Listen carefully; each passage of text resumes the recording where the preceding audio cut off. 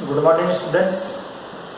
MSc final botany student के लिए embryology का जो पार्ट है वो मैंने स्टार्ट करवा रखा था और उसमें टॉपिक चल रहा था फर्टिलाइजेशन। तो स्टूडेंट्स, फर्टिलाइजेशन के डिफरेंट जो स्टेप्स हैं उन स्टेप्स के अंदर 3 स्टेप अपन ने डिस्कस किए थे, जिसके अंदर जर्मिनेशन ऑफ पॉलन ग्रेन्स का बताया था, path and structure of pollen tube का बताया था। नेक्स्ट इसके अंदर है entry of pollen tube, entry of pollen tube into ovule।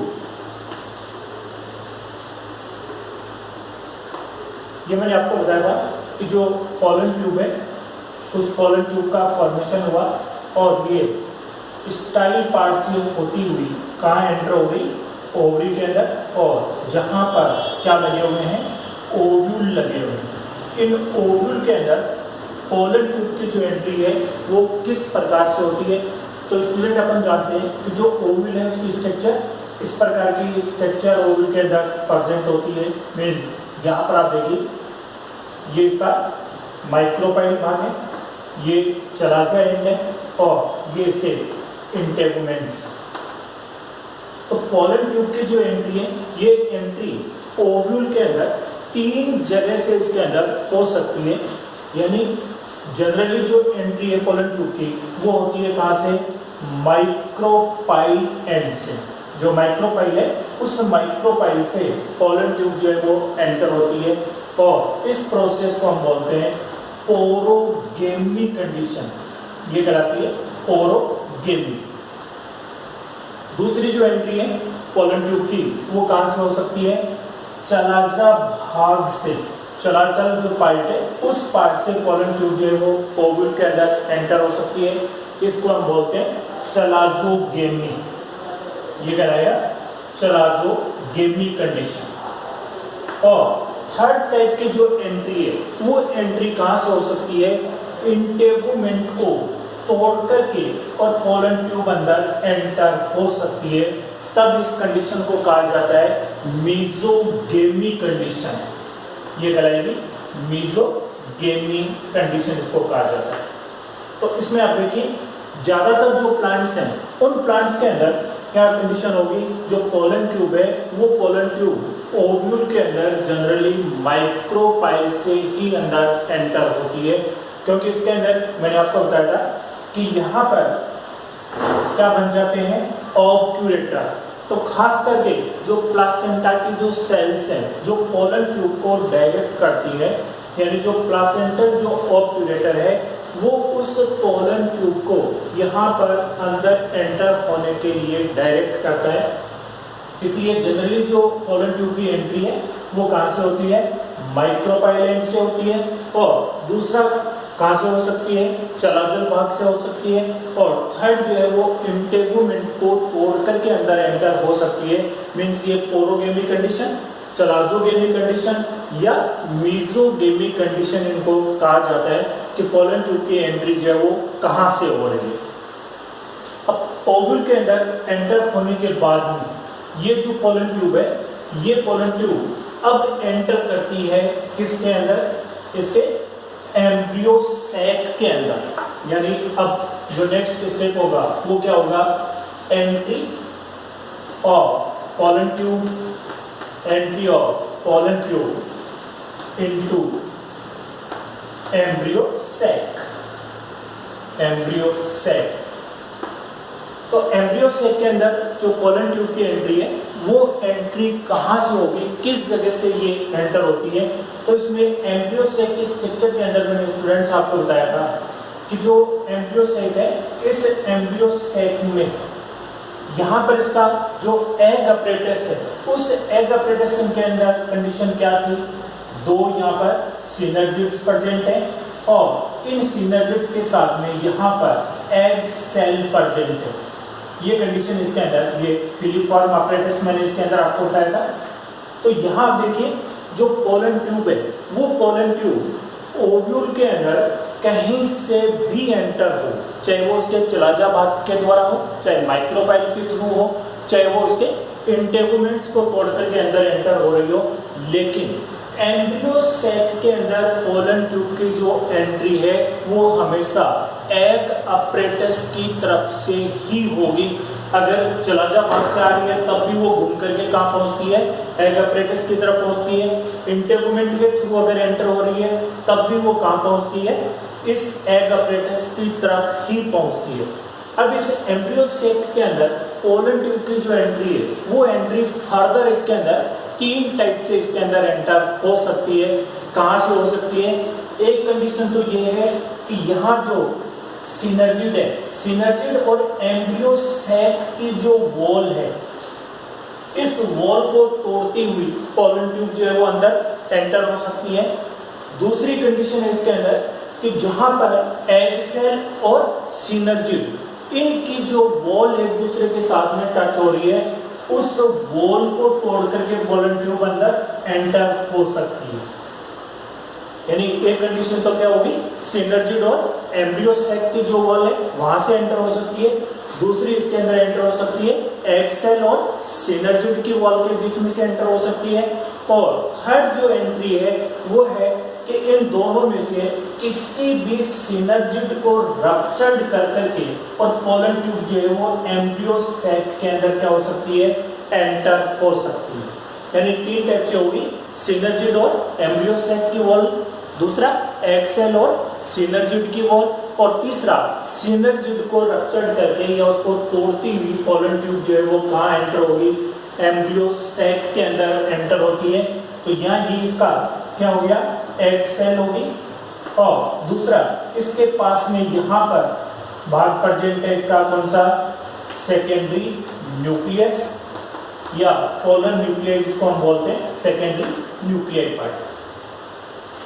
Next step के अंदर ये जो पोलन ट्यूब है, ये पोलन ट्यूब एम्ब्रियो सैक में एंटर होने के बाद ये अपने जो मेल गैमेट्स हैं, जो 2 मेल गैमेट्स इसके अंदर प्रेजेंट हैं, उन मेल गैमेट्स को ये डिस्चार्ज करती है। यानी जो मेल गैमेट्स हैं वो मेल गैमेट्स इसमें से बाहर निकलेंगे। तो पोलन ट्यूब जो है, ये पोलन ट्यूब यहाँ एंटर होने के बाद में ये पहुंचती है सेकेंडरी न्यूक्लियस और एग सेल के बीच में यहाँ पहुंचती है, और यहाँ पहुंचने के बाद में ये अपने मेल गैमेट्स को डिस्चार्ज करती है। तो जो पोलन ट्यूब है उस पोलन ट्यूब की कंडीशन अपन ने देखी इस प्रकार से, इसके अंदर यहाँ आगे की तरफ इसका वेजिटेटिव जो न्यूक्लियस है, ये वेजिटेटिव न्यूक्लियस तो जैसे जैसे पोलन ट्यूब की ग्रोथ आगे की तरफ होती जाती है, ये वेजिटेटिव न्यूक्लियस डीजनरेट हो जाता है, नष्ट हो जाता है, इसका कोई रोल इसके अंदर नहीं होता है। इसके पीछे की तरफ मैंने आपको बताया था जो जनरेटिव न्यूक्लियस है, उस जनरेटिव न्यूक्लियस के अंदर माइटोसिस डिवीजन होकर के 2 न्यूक्लियाई का फॉर्मेशन यहाँ पर हुआ था। यानी 2 मेल गैमेट्स जो है वो यहाँ पर इसके अंदर बनते हैं, 2 मेल गैमेट का फॉर्मेशन हुआ। अब इनमें से ये पोलन ट्यूब यहाँ एंटर होने के बाद में सेकेंडरी न्यूक्लियस और एग न्यूक्लियाई के बीच में जाने के बाद इसका जो अपेक्स भाग है वो यहाँ पर डीजनरेट हो जाता है, नष्ट हो जाता है, और दोनों जो मेल गैमेट्स हैं उनको यहाँ इनके बीच में क्या कर दिया जाता है, डिस्चार्ज कर दिया जाता है। कई बार इसके अंदर ये भी होता है कि जो पोलन ट्यूब है, ये पोलन ट्यूब बाइफरकेट हो जाती है, जिसमें एक ब्रांच जो है वो सेकेंडरी न्यूक्लियस की तरफ चली जाती है और एक जो ब्रांच है वो एग न्यूक्लियस की तरफ चली जाती है, और उनमें से एक एक जो मेल गैमेट्स हैं वो सेकेंडरी न्यूक्लियस और एग न्यूक्लियाई के साथ में क्या होते हैं, फ्यूज्ड होते हैं। तो नेक्स्ट जो स्टेप है इसके अंदर यानी मेल गैमेट्स के डिस्चार्ज होने के बाद में अब बात आती है इनके अंदर fusion of gametes.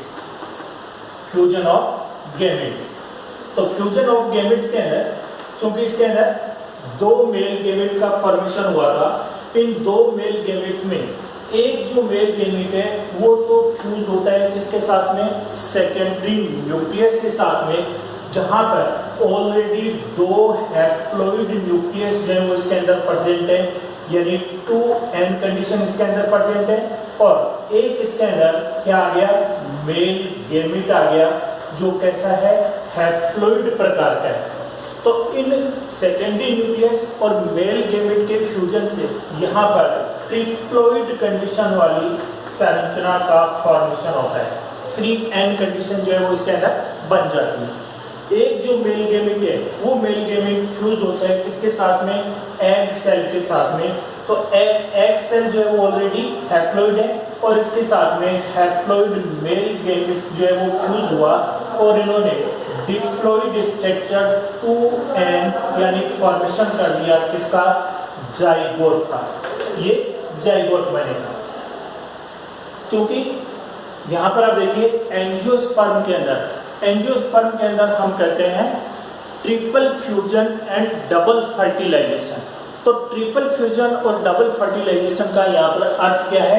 Triple fusion का मतलब है यहाँ पर सेकेंडरी न्यूक्लियस और मेल गेमेट इनके 3 न्यूक्लियाई आपस में फ्यूज होकर के ट्रिप्लॉइड संरचना का निर्माण करते हैं, स्ट्रक्चर का फॉर्मेशन करते हैं, जो आगे चल कर के फॉर्मेशन करेगी किसका, एंडोस्पर्म का फॉर्मेशन होगा। और यहाँ पर एग सेल और मेल गेमेट ये दोनों पार्ट फ्यूज होकर के फॉर्मेशन करते हैं जाइगोट का, जो आगे चलकर के डेवलपमेंट करेगा किसका, एम्ब्रियो का डेवलपमेंट होगा।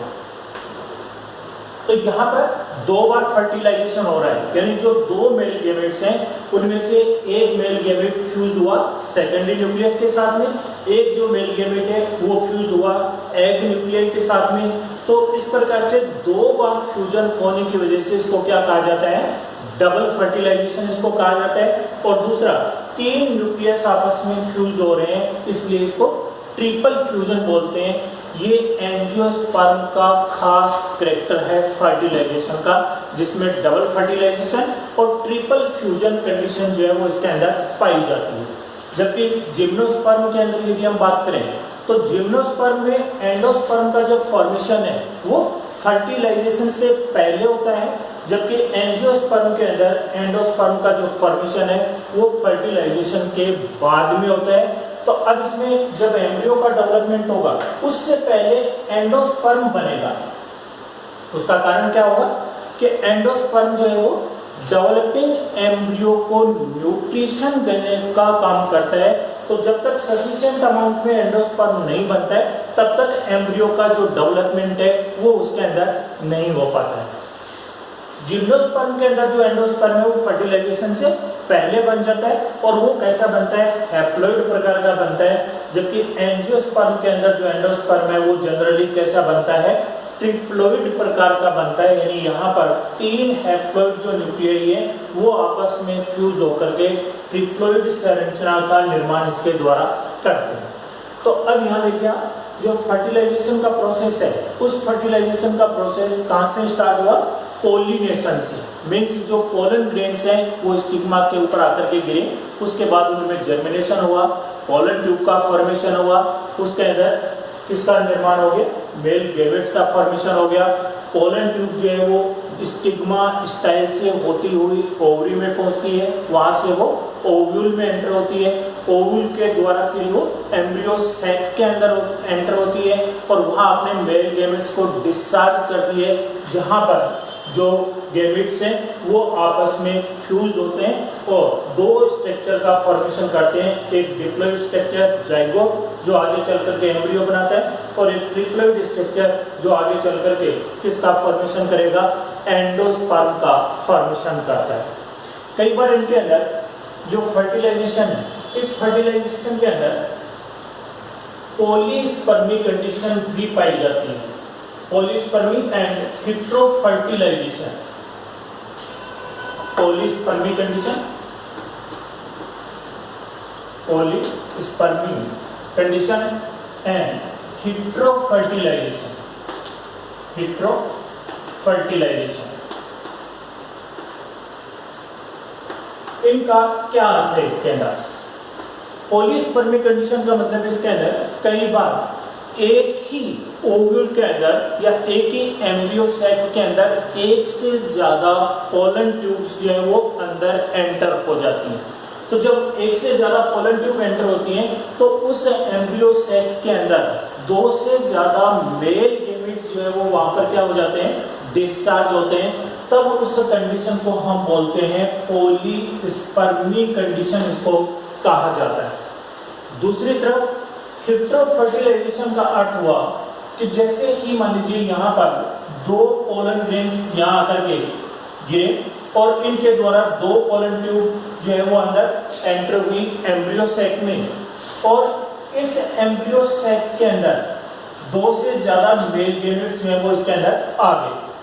अब यदि एक पोलन ग्रेन का जो मेल गैमेट है वो तो फ्यूज हो जाए इसके साथ में सेकेंडरी न्यूक्लियस के साथ में, और एक जो पोलन ग्रेन है उसका जो मेल गैमेट है वो फ्यूज हो जाए किसके साथ में, एग सेल के साथ में। यानी दो डिफरेंट पोलन ग्रेन्स के जो मेल गैमेट्स हैं वो फ्यूज होते हैं सेकेंडरी न्यूक्लियस और एग सेल के साथ में, तब उस कंडीशन को बोलते हैं हेटेरोफर्टिलाइजेशन। अगर एक ही प्रकार के जो पोलन ग्रेन है, एक ही पोलन ग्रेन के दोनों मेल गैमेट्स अगर फ्यूज हो रहे हैं तब तो होमो कंडीशन होगी, लेकिन दो डिफरेंट पोलन ग्रेन के अगर मेल गैमेट्स फ्यूज हो रहे हैं तब उस कंडीशन को हम बोलते हैं हेटेरोफर्टिलाइजेशन कंडीशन, इसको कहा जाता है। तो इस प्रकार से स्टूडेंट आप देखिए जो फर्टिलाइजेशन का प्रोसेस है ये कंप्लीट होता है एंजियोस्पर्म के अंदर, और उसके बाद में अब नेक्स्ट जो अपन है वो इसके अंदर करेंगे कि एंडोस्पर्म का फॉर्मेशन कैसे होगा, जाइगोट से एम्ब्रियो का डेवलपमेंट जो है वो इनके अंदर किस प्रकार से होगा, वो अपन नेक्स्ट वीडियो के अंदर करेंगे। Thank you student, thanks.